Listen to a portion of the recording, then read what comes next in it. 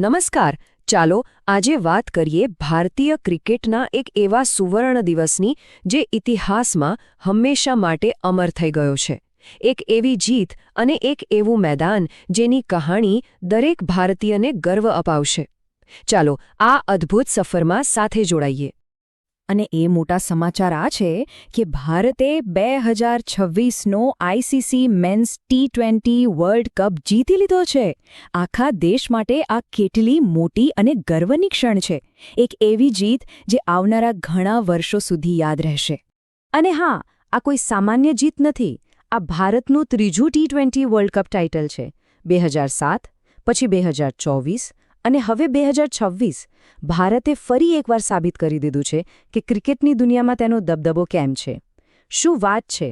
તો સવાલ એ છે કે આ ઐતિહાસિક જીત મળી કેવી રીતે? ફાઇનલની એ રોમાંચક પળો કેવી હતી? કોની સામે હતી આ ટક્કર? ચાલો આખી વાતને શરૂઆતથી સમજીએ. ફાઇનલમાં ટક્કર હતી ભારત અને ન્યૂઝીલેન્ડની મજબૂત ટીમ વચ્ચે. તમે જાણો છો ફાઇનલનું પ્રેશર કેવું હોય છે? દરેક બોલ પર જાણે શ્વાસ અટકી જાય. પણ આપણી ટીમે એ દબાણની ક્ષણોમાં જે સંયમ બતાવ્યો એ ખરેખર કમાલ હતો અને ટ્રોફી આપણા નામે કરી લીધી. પણ આ ફાઇનલ સુધી પહોંચવાની સફર પણ એટલી જ રોમાંચક હતી. તો ચાલો એક નજર કરીએ કે આખી ટૂર્નામેન્ટ કેટલી મોટી અને ભવ્ય હતી.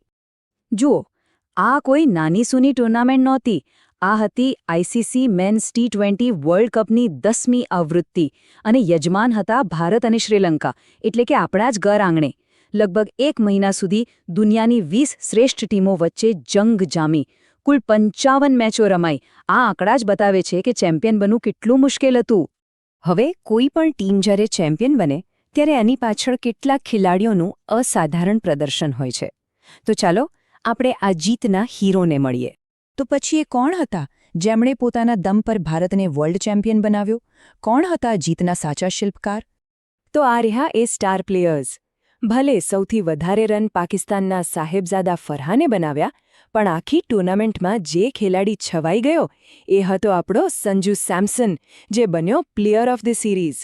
અને બોલિંગમાં તો જુઓ, જસપ્રીત બુમરાહ અને વરુણ ચક્રવર્તી બંનેએ 14 વિકેટો ઝડપી. ખરેખર ભારતીય ખેલાડીઓનો જ જાદુ ચાલ્યો. જીતની વાત તો થઈ ગઈ, પણ હવે વાત કરીએ એ મંચની, જ્યાં આ ઇતિહાસ રચાયો. એક એવું સ્ટેડિયમ જે પોતે જ કોઈ અજાયબીથી ઓછું નથી. 1,32,000. જી હા, આટલા બધા લોકો એકસાથે બેસીને મેચ જોઈ શકે છે. આ જ ક્ષમતા તેને દુનિયાનું સૌથી મોટું ક્રિકેટ સ્ટેડિયમ બનાવે છે. જરા વિચારો તો, ફાઇનલ વખતે ત્યાં કેવો માહોલ હશે? અને આ ભવ્ય સ્ટેડિયમ બીજું કોઈ નહીં પણ આપણા અમદાવાદમાં આવેલું નરેન્દ્ર મોદી સ્ટેડિયમ છે, જેને આપણે પહેલા મોટેરા સ્ટેડિયમ તરીકે પણ ઓળખતા હતા.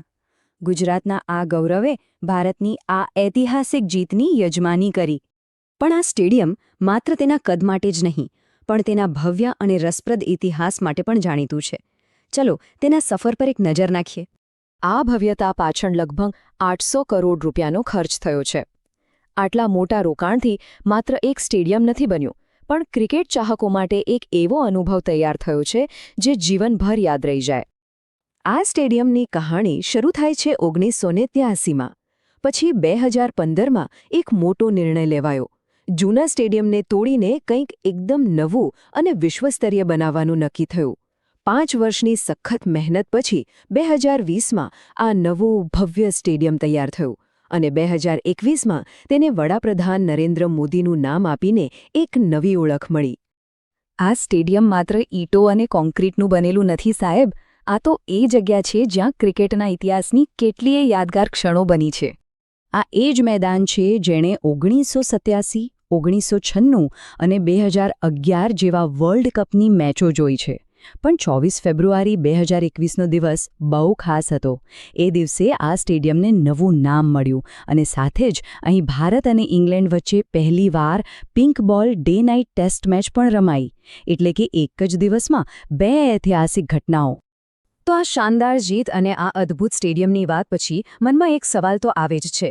જે મેદાને આટલો બધો ઇતિહાસ પોતાની આંખો સામે બનતા જોયો છે, એ ભવિષ્યમાં ક્રિકેટના બીજા કયા નવા સુવર્ણ પાના લખશે?